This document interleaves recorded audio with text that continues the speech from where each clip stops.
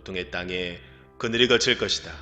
옛날에는 여호와께서 수블론 땅과 납달리 땅으로 하여금 부끄러움을 당하게 하셨다.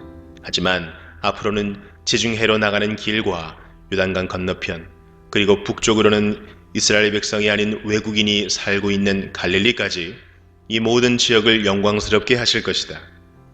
어둠 속에 살던 백성이 큰 빛을 보고 짙은 그늘의 땅에 살던 백성에게 환한 빛이 비출 것이다. 하나님, 주께서 그 민족을 크게 하시고 그 백성을 행복하게 하십니다. 추수할 때에 사람들이 기뻐하듯이 그들이 주님 앞에서 즐거워합니다. 전쟁에서 빼앗은 물건을 나누는 백성처럼 기뻐합니다. 주께서 미디안을 물리치시던 때처럼 그들이 진 무거운 멍에를 내려주시고 그들의 어깨를 짓누르던 무거운 막대기를 벗겨주시며 주의 백성을 치던 몽둥이를 없애주실 것이다. 군인들이 요란스런 소리를 내며 신고 다니던 군화와 피로 얼룩진 군복이 모두 땔감이 되어 불에 사라질 것이다. 왜냐하면 우리에게 한 아기가 태어날 것이기 때문이다. 하나님께서 우리에게 아들을 주실 것이다. 그의 어깨 위에 왕권이 주어질 것이다. 그의 이름은 기묘자, 모사, 전능하신 하나님, 영원히 살아계신 아버지, 평화의 왕이시다. 그의 왕권은 점점 커지겠고 평화가 그의 나라에서 영원히 이어진다. 그가 다윗의 보좌와 다윗의 나라에서 다스릴 것이다. 그가 정의와 공평으로 이제부터 영원토록 그 나라를 견고하게 세울 것이다. 만군의 여호와께서 이 일을 이루실 것이다. 왜냐하면 주께서 자기 백성을 뜨겁게 사랑하시기 때문이다. 주께서 야곱 백성에게 말씀하시니 그것이 이스라엘 위에 그대로 이루어졌다. 에브라임의 모든 백성과 사마리아의 주민들까지도 주께서 그들을 심판하신다는 것을 알 수 있을 것이다.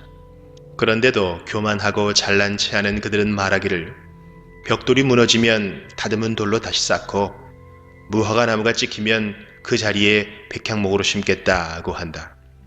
이 때문에 여호와께서 그들을 치시려고 르신의 원수를 강하게 하셨고 그들을 칠 원수를 움직이셨다. 아람 사람들은 동쪽에서 오고 블레셋 사람들은 서쪽에서 와서 입을 크게 벌려 이스라엘을 삼켰다. 그런데도 여호와께서는 진노를 풀지 않으시고 여전히 손을 들어 백성을 치려 하신다. 그런데도 이 백성은 그들을 치신 분에게 돌아오지 않고 만군의 여호와를 찾지 않는다.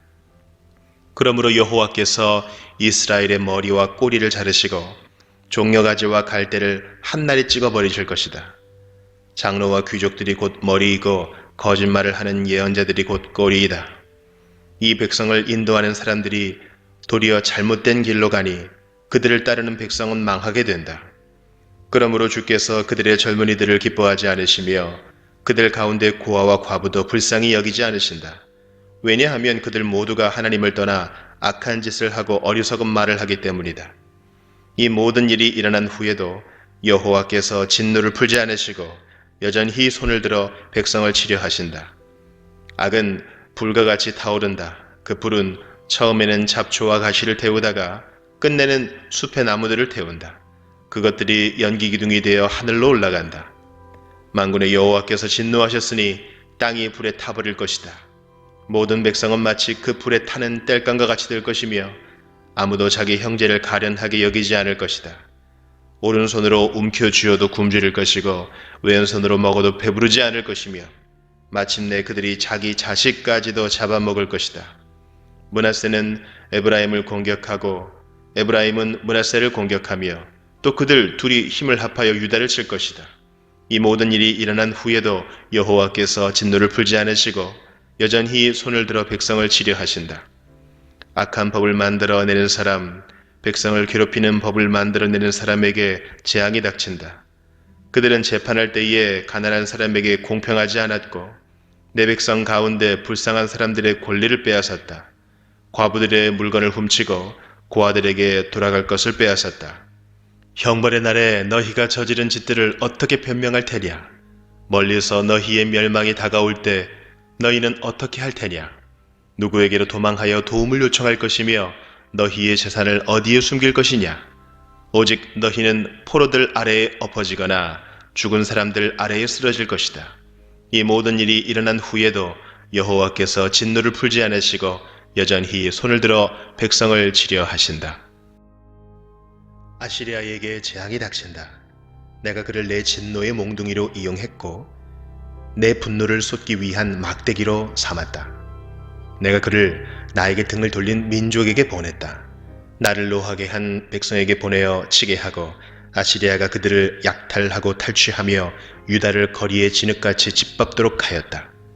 그러나 아시리아 왕은 내가 그를 도구로 삼아 이용하고 있다는 것을 알지 못하고 그런 생각을 전혀 하지 못한다. 그는 다만 마음속으로 세계를 정복할 계획의 일부로서 내 백성을 공격할 생각을 하고 있다. 아시리아 왕이 이렇게 말했다. 내 지휘관들은 모두 왕이나 마찬가지다. 갈로는 갈그미스처럼 우리에게 멸망당할 것이고 하맛은 아라바처럼 우리 발 아래 떨어질 것이며 사마리아는 다마스커스처럼 우리에게 멸망당할 것이다. 우상을 섬기는 나라들을 내가 멸망시켰다. 예루살렘과 사마리아의 우상보다 더 많은 우상을 섬기는 나라들을 멸망시켰다. 내가 사마리아와 그 우상들을 멸망시켰으므로 예루살렘과 그 우상들도 멸망시키지 못할 까닭이 없다. 주께서 시온 산과 예루살렘에서 하실 일을 다 이루신 뒤에 저 마음이 교만하고 잘난 척하는 아시리아 왕을 심판하실 것이다. 아시리아 왕이 이렇게 말했다. 내가 내 힘으로 이런 일들을 했다. 내 지혜와 모략으로 많은 나라를 무찔렀다. 그들의 재산을 빼앗았고 엄청난 숫자의 사람들을 포로로 사로잡았다. 새의 둥지에 손을 대듯 내가 민족들의 재물을 빼앗았다.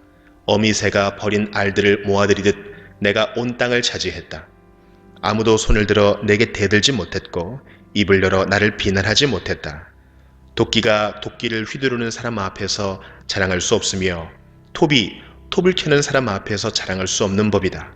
막대기가 어찌 막대기 든 사람을 잡을 수 있겠으며 몽둥이가 어찌 몽둥이 든 사람을 들어 올릴 수 있겠느냐.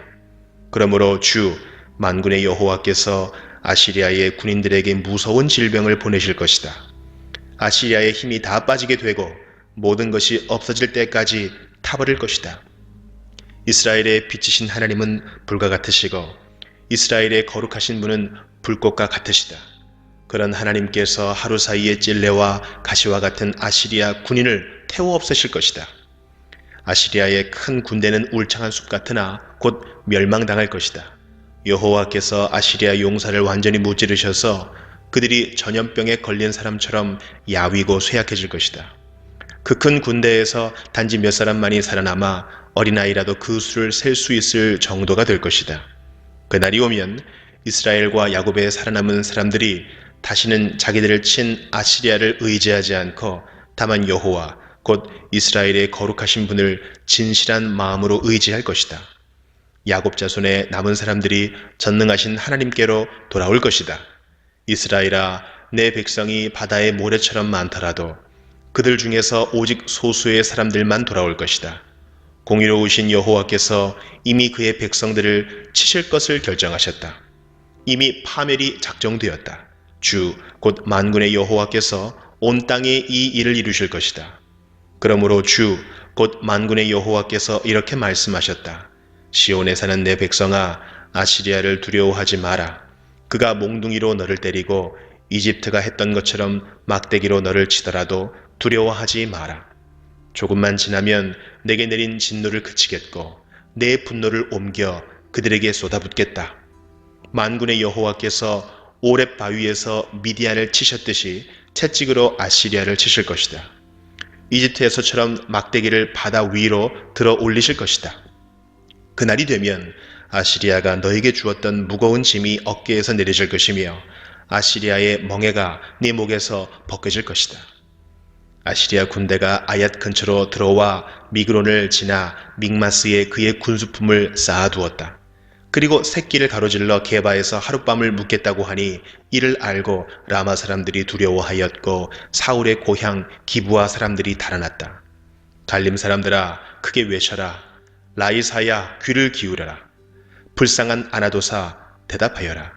만메나 사람들은 도망하며 게비미에 사는 사람들은 몸을 피하였다.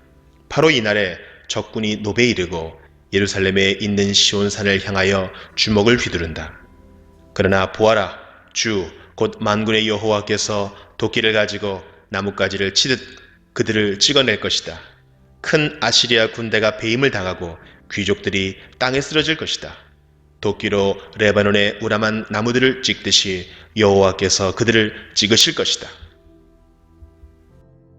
이사야 11장. 이새의 그루터기에서 한 싹이 나며 그의 뿌리에서 한 가지가 나와 열매를 맺을 것이다.